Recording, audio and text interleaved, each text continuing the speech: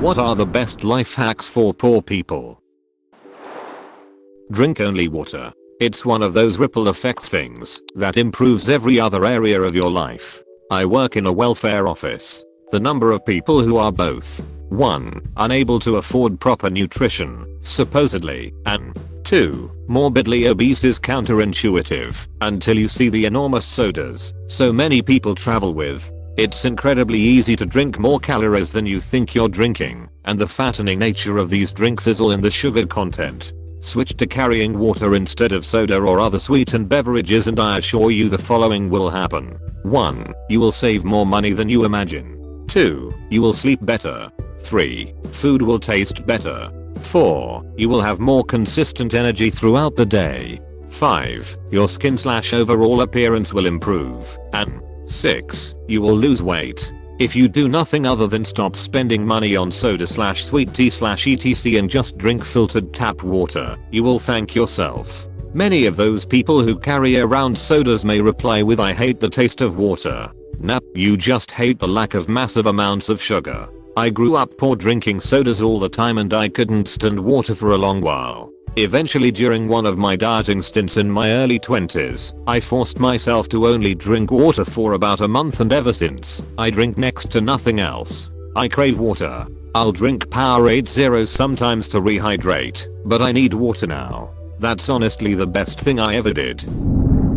Congee with a broth cube and leftover veggies and meat. When things are really tight, just rice, broth cube and water. 1 cup of rice with 6-8 cups of broth or water will stretch into several meals this way. It can be made really nutritious by adding more things, but when money's tight this can satisfy your belly. Also, make use of all social services available to you.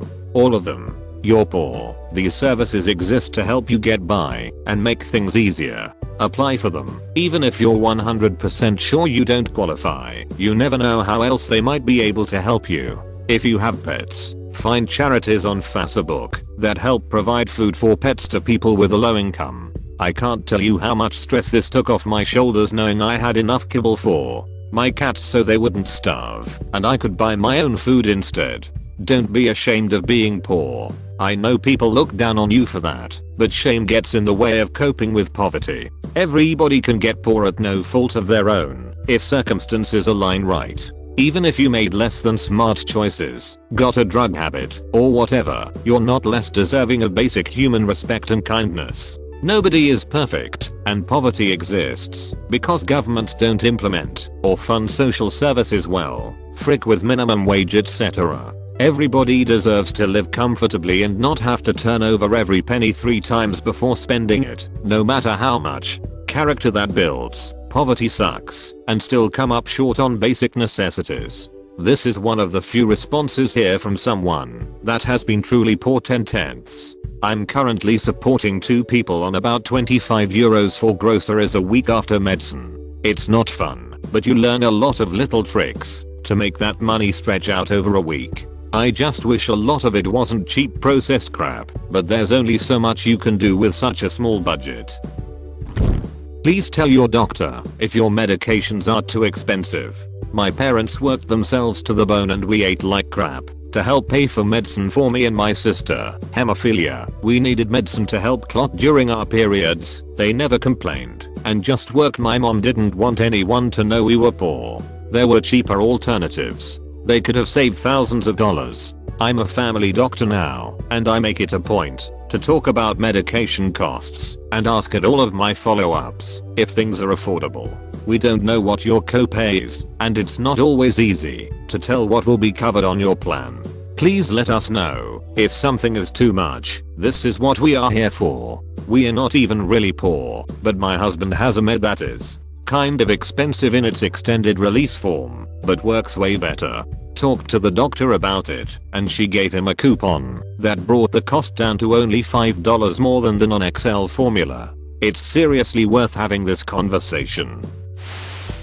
If you have to choose between keeping the lights on and paying for heat in the winter, keep the lights on. First thing in the morning, when you get up, turn the oven on, if you've got one, for a few minutes and let that warm up your kitchen. Unless it's gas, don't take the Sylvia Plath route out of misery. Get the cheapest old sewing machine you can find and hem and maintain your clothes. While lots of crappy clothes are super cheap, they fall apart after a few wears. When you can, buy decent clothes and take care of them. It will cost less in the long term. Get a library card. Libraries are sanity savers when you're too broke for other entertainment. As well, get a local schedule of events and go out when something is free or very cheap.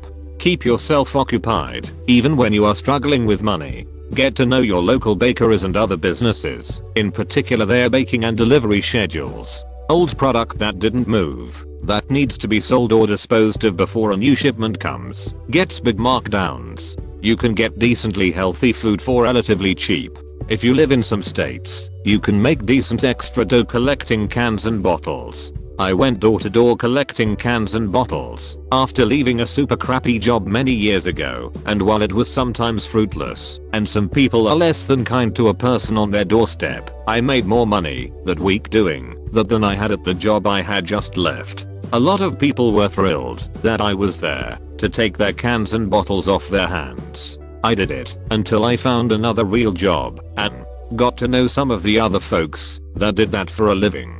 Real nice people, very supportive of each other for the most part, as long as you stayed out of their territory. Do what you can to maintain your friendships and relationships. Poverty is, among many other things, boring and often very isolating. Stay connected to your people. Live with other people. Go out when you can. Suggest cheap things to do. The debt snowball.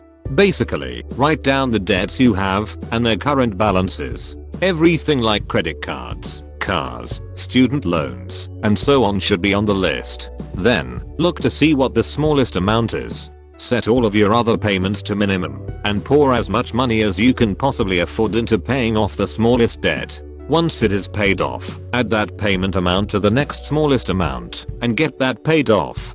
Continue that until your debts are paid. In the event that you have debts of similar amounts, choose the debt with the highest interest rates to pay first. Also, do not add more debt. Avoid swiping your credit card like the plague. Also, if you have multiple credit cards, close all but your oldest account the second you pay the balance off. It may take you years to accomplish, but this is the most effective, tried and true way to eliminate debt. That depends on who you ask. The technically most effective way is to start with the highest interest rate, regardless of how small/big the total dollar amount is, since it is costing you the most in the long run, and getting rid of it should be top priority, and then work your way down in terms of interest rate. This is known as the avalanche method versus the snowball method. Not to say that you're giving bad advice. This is fantastic advice that should be followed. The benefit of the snowball over the avalanche is that seeing that $0 balance can be a great motivator and can help counteract the loss of dopamine that comes from cutting back on your spending, and you see that $0 balance as soon as possible with the snowball and see it more frequently/well spaced as you work your way through your debt. It's also worth noting that once you have no debt month to month, you can get more out of your money by using the card with the most/best rewards, provided you pay in full at the end of each billing period, so you don't accrue interest. But if you're in a lot of credit card debt, a good piece of advice is probably to stop using credit cards, at least until you get used to a routine that doesn't leave you broke. Also, finally, it's my understanding that closing the account will freeze it at X years old, which makes your average age not go up as fast. Wouldn't you want to keep them open, but not use them to bump that up faster, at least in some cases? Don't be afraid to research every single support system you can locate. Snap, HUD, any help of any kind, whatever it takes. If on Snap, save out 25% of your funds for end of month emergencies like running out of bread, produce, or milk. Become absolutely frugal in everything you purchase. Consider the container for not only the things that come in it. Can the container be reused? There is a lot to be said for learning to cook with and using dehydrated products. So learn to cook by scratch, learn to dehydrate, and then how to safely store foods. Everything you make should leave no leftovers, and any leftovers should be set aside and used immediately for follow-up meals. I've gotten used to next day leftovers for breakfast. If making bacon, those drippings from the bacon should be saved to be used in other dishes, so take great care with bacon grease. It's like liquid gold. Close bracket. Learn to regrow kitchen cast-offs. Use the long green stems from green onions for chives and replant the bulb. Celery hearts can be replanted, as can lettuce, cabbage, ginger and some herbs. So try your hand at gardening, even if only in an indoor pot. If you try to regrow carrots it won't work. You have to let them grow tall stalks until they make seeds and then harvest the seeds for growing in a following season. Bad potatoes should be quartered and replanted if they've developed eyes or roots. My dogs get a boiled egg every morning. I make boiled eggs in my pressure cooker. When opened I save the shells, then bake the shells until fragile, then powder them for the calcium and add the calcium to my dog's nightly wet food as a calcium supplement. Set up your pantry for survival for when times are tough. Stocking up on staple supplies like rice, beans, flour, cornmeal, canned milk, canned veggies, and other products you normally use. Long-term stored food for short-term emergencies. And when you do go to buy food, make an effort to buy 1 can of veggies to use and 1 can to store away. In several months you'll quickly have a supply built up. I do the same with pasta, but it has a short shelf life. Learn to forage your area for things like dandelion, edible flowers and greens from cold water streams for salads, etc. One of my neighbors has a tea bush and a kaffir lime tree, plus lemongrass which she allows me to use. I exchange pecans from my tree for equal amounts of walnuts from a friend a few miles away, and exchange my tomatoes for other veggies with neighbors who garden. I had to learn how to make and can homemade dog food. Much like canning chicken soup, I buy chicken in bulk and making homemade dog food using rice, pumpkin and veggies, and then after grinding and blending I sterilize it through canning in 4-ounce jars. My dogs are so small they only eat 2 ounces at a time. I put a 2-year limit on the dog food and rotate my stock. This dog food is made of quality people food and actually tastes damn good as a soup and is healthier for them than regular store-bought wet dog food made of questionable rendered meat that is unsafe for human consumption. I bought a bread baker on sale at Goodwill and make bread every day for pennies per loaf. I hand make the bread in the spring, summer and fall, but not in the winter as it's too cold. I use the oven for heating the kitchen when I bake. I usually bake in the morning after I've had coffee. I also make homemade yogurt once a week using 42 ounces of whole milk to make 7 full servings in 6-ounce glass cups. We freeze the yogurt as treats in the summer and fall and add fruit in season for extra flavor. My family loves basic vegetarian style meals and we're all looking and feeling better since we gave up beef, pork, slat, sugar, and seafood.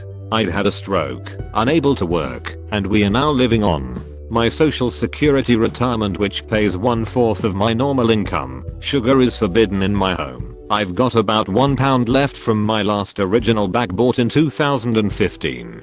Giving up fast foods and sugar has been one of the single best changes in our lives. If you did go out to eat at a fast food place, take as many condiment packets and napkins as you can reasonably take home with you. Why spend money if you don't have to? I invested in a bidet to save on TP expense. It's nice to freshen up without touching TP. I keep diluted body soap close by if needed, plus a regular washcloth, and keep a bucket of soapy water with bleach in it next to the toilet to soak the used washcloth. I also dry my clothing on a line instead of running the household dryer. Average cost is 75 cents per load to use.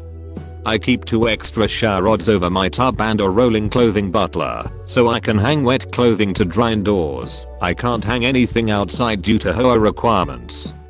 The humidity is nice in the summer. We also keep back at no higher than 78 degrees in summer and heat at 68 degrees in winter, wearing double layers of clothing to stay warm. Plus my dog is in sweaters most of day. I've learned to wear fewer clothes in the heat of the summer as have both of my adult sons. Peak hours for electricity prices are 7 o'clock in most communities, so we turn everything in-house off, except refrigerator, for 1 hour, then back on for 1 hour, then off again back and forth until 7 PM. In summer we gather in living room under the fan and watch our DVD player, 12 inches portable one on batteries, charged overnight. In summer in afternoon we go out to sit in shade under the tree and listen to the radio or visit with neighbors. On really hot days we go down to the local river to cool off and watch our pups play and swim. My sons also try to fish while we are there, usually not catching anything. My 2 adult sons live with me after my stroke as my primary caregivers, but I'm able to remain alone for brief periods, so they picked up part-time jobs mucking stalls or helping as hired hands with local farmers as needed. Often they take me with them to supervise their work, often bringing my 2 small dogs along to go ratting on the farm. They kill rats quickly, but we don't let them eat the rats, and I'll go help. The farmer's wife is able with kitchen chores or meal making. I can still find my way around the kitchen, and I'm still a fairly good cook. I only lost partial use of my left arm and leg, but am very slow moving around. But my memory is more or less intact for recipes, babysitting, and advice. Don't be afraid to put yourself out there as help to others with whatever talents you have, even when broke. It will come back to you 1,000-fold, I promise. Let others know your financial resources are in bad shape. People honestly do want to help out if able. The best hack is to learn to be capable in everything you do. Don't let life's hard knocks keep you down. Do what you can and learn what you don't know. Be self-sufficient. Plan for the worst and pray for the best.